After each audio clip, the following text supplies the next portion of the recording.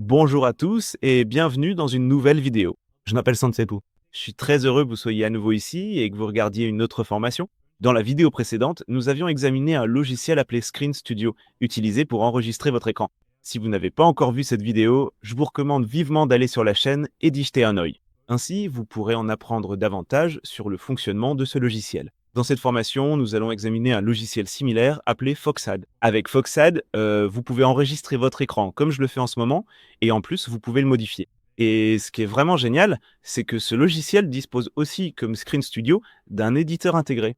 En jouant avec cet éditeur, vous pouvez obtenir un enregistrement d'écran qui a vraiment de l'allure. Alors, sans plus tarder, je vais vous montrer comment enregistrer votre écran et comment utiliser certaines fonctions de base du logiciel. Juste ici, en bas, vous pouvez choisir quelle caméra ou quelle webcam sera utilisée pour l'enregistrement d'écran. Mon iPhone est connecté via Bluetooth, c'est donc la caméra qu'utilisez en ce moment.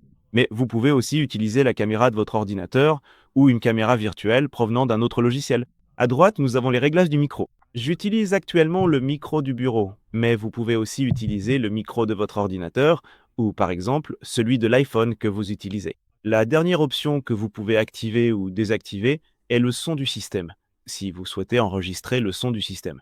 Par exemple, le son d'une vidéo affichée à l'écran. Vous pouvez l'activer ou le désactiver. Cependant, il est désactivé par défaut. Ainsi, cela n'interfère pas avec votre voix lorsque vous parlez.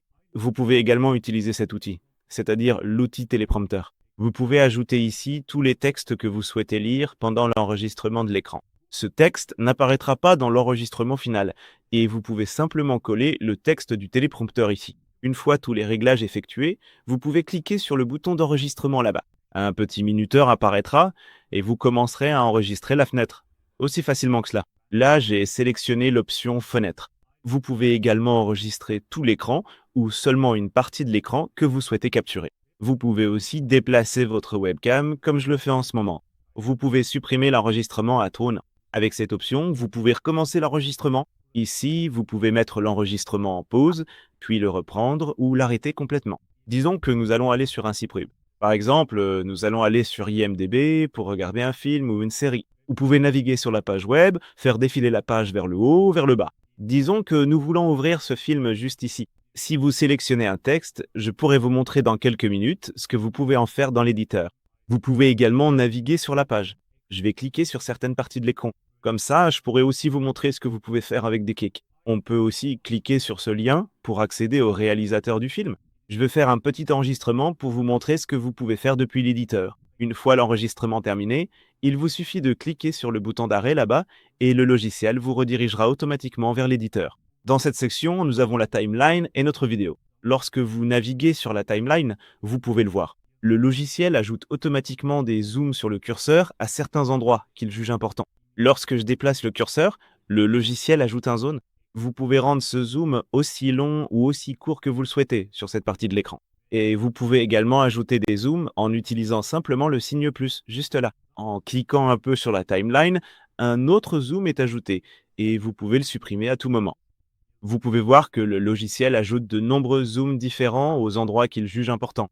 Par exemple, lorsque nous avons cliqué sur la série, il a ajouté un zoom juste à cet endroit. Ainsi, vous pouvez voir cette partie de l'écran beaucoup plus clairement. Et de manière générale, le logiciel fait un excellent travail pour comprendre quelle partie de l'écran est affichée. Ainsi, il est possible d'ajouter et de supprimer des zooms. Maintenant, je vais vous montrer tous les différents outils situés juste à gauche. Le premier est l'outil d'amélioration vidéo. Par exemple, vous pouvez modifier la taille de la toile. Si vous souhaitez l'utiliser comme une publication Instagram ou comme format de publication pour Instagram ou TikTok, vous pouvez choisir 9 par 16 et vous verrez que la fenêtre et la webcam changent automatiquement. Ou bien vous pouvez aussi utiliser l'enregistrement original. Vous pouvez également choisir parmi toutes ces autres options différentes et elles seront aussi adaptées au format choisi. Disons que nous voulons le télécharger sur YouTube. Dans ce cas, ce sera 16 par 9. Vous pouvez aussi modifier le remplissage de l'arrière-plan en fonction de la fenêtre enregistrée. Donc, vous pouvez régler la quantité d'arrière-plan affichée, plus ou moins. Vous pouvez ajouter des marges intérieures. C'est une bordure ajoutée entre l'arrière-plan et la fenêtre enregistrée. Vous pouvez modifier l'arrondi de la fenêtre. Vous pouvez jouer avec les ombres. Comme vous pouvez le voir, ils en ont ajouté un peu plus juste là. Si je déplace cette option de transition, vous pouvez choisir quel arrière-plan sera affiché dans l'enregistrement.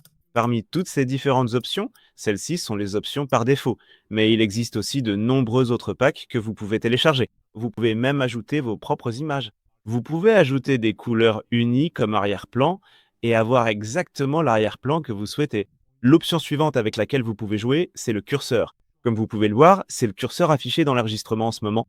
Mais comme vous pouvez le voir, vous pouvez utiliser plein de curseurs différents. Vous pouvez même en choisir un avec un visage souriant ici. Vous pouvez utiliser une petite main, un stylo ou bien d'autres curseurs différents. Vous pouvez aussi ajouter des effets lorsque vous cliquez sur quelque chose. Par exemple, un effet de vague. Lorsque nous cliquons sur l'écran, vous devez voir qu'un effet de vague est ajouté à cet endroit. Vous pouvez aussi utiliser des effets de propagation en anneau ou des effets un peu plus avancés, comme un effet de feu d'artifice. Quand vous cliquez dessus, un feu d'artifice s'affiche et vous pouvez même jouer avec les couleurs qui apparaissent lors des premiers choix quand vous cliquez sur quelque chose. Par exemple, un effet de propagation. Si je clique sur cette option, un effet de propagation sera ajouté et vous pouvez choisir la couleur spécifique qui sera affichée dans l'enregistrement. Vous pouvez même ajouter des sons, par exemple des sons de clic de curseur. Par exemple, celui-ci est un son net. Vous pouvez aussi ajouter un son dur ou doux et régler le volume du son de clic, qu'il soit fort ou faible. Vous pouvez également faire en sorte que le curseur ne soit pas visible à l'écran lorsqu'il est immobile, c'est-à-dire lorsqu'il n'est pas déplacé. L'option suivante sur laquelle vous pouvez jouer est le flou de mouvement, le zoom, le flou de mouvement, l'écran et le flou de mouvement du curseur. Comme vous pouvez le voir, lorsqu'on ajoute un zoom, il y a un peu de flou de mouvement. Si je mets cela à 99, le flou sera beaucoup plus prononcé. Et vous pouvez faire la même chose pour le mouvement de l'écran, le flou et le curseur. Dans les options de la caméra, vous pouvez faire beaucoup de choses différentes. Par exemple, vous pouvez ajouter des avatars. Ceci fait partie de l'abonnement payant. Cependant, vous pouvez ajouter ces avatars qui sont automatiquement intégrés à la bibliothèque du logiciel. Vous pouvez aussi vous ajouter vous-même. Vous pouvez changer l'emplacement de la caméra. En ce moment, je suis juste dans un coin, mais vous pouvez aussi mettre la fenêtre à gauche et vous à droite, et un peu plus grand. Vous pouvez aussi vous afficher dans un autre coin, en haut de l'écran ou en bas de l'écran. Ou bien, vous pouvez le voir comme ceci aussi. Vous pouvez faire pivoter la caméra horizontalement et même ajouter des mises en page. Par exemple, si vous voulez que la vidéo soit en plein écran à un moment donné, vous pouvez aussi l'ajouter et la rendre aussi longue ou courte que vous le souhaitez. Comme vous pouvez le voir, à ce moment-là, l'écran disparaît. Il s'agrandit un peu, puis la fenêtre réapparaît. Si vous souhaitez supprimer une partie de la timeline, vous pouvez le faire en cliquant simplement sur l'icône de la corbeille juste là. Vous pouvez également faire d'autres choses. Concernant l'arrière-plan de l'enregistrement, vous pouvez le supprimer, le flouter ou ajouter une image différente en arrière-plan lors de l'enregistrement avec la webcam. Vous pouvez aussi modifier la forme arrondie de la caméra selon l'apparence que vous souhaitez. Vous pouvez choisir la taille de la caméra. Pendant ce temps, un zoom est ajouté. Comme vous pouvez le voir, lorsque vous ajoutez un zoom, la webcam devient un peu plus petite. Vous pouvez la rendre plus grande ou plus petite. Avec cette option, vous pouvez également ajouter des filtres à la caméra, juste là. Et en général, vous pouvez la personnaliser comme vous le souhaitez. Donc la webcam sera exactement comme vous le voulez. Dans l'option de contrôle du son, vous pouvez augmenter le niveau sonore de l'enregistrement, ajouter une réduction du bruit ou des améliorations vocales. Si vous utilisez également cette option, vous pouvez afficher les raccourcis utilisés pendant l'enregistrement grâce à cette option juste ici. Vous pouvez aussi changer la police et la couleur de fond. Vous pouvez également ajouter des settings. Vous pouvez le faire avec le modèle avancé ou le modèle local. Le modèle avancé fait partie des versions payantes, mais si vous cliquez simplement sur Créer, vous pouvez aussi le faire localement. Télécharger ces éléments, puis les créer, ne prendra que quelques secondes. L'une des dernières choses que vous pouvez faire, si vous avez l'un des forfaits payants, c'est de supprimer les filigranes, d'ajouter la reconnaissance pour que le logiciel édite automatiquement certaines parties, et de supprimer les silences et les mots de remplissage. Et encore une fois, il faut le préciser, vous pouvez aussi ajouter des avatars si vous le souhaitez. Comme vous pouvez le voir, les sous-titres ont été ajoutés maintenant. Les sous-titres s'affichent de cette manière. Vous pouvez voir à quel moment un sous-titre particulier est affiché pendant l'enregistrement. Lorsque vous vous déplacez sur la timeline, vous pouvez les voir à l'écran.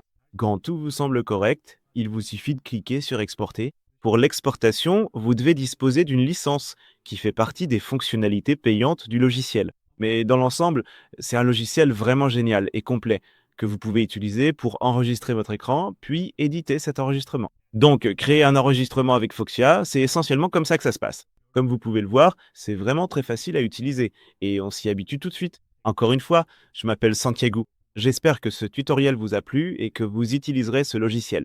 Dites-moi dans les commentaires ci-dessous si vous avez utilisé ce logiciel ou si vous en utilisez d'autres pour enregistrer votre écran. Comme ça, nous pourrons aussi les tester.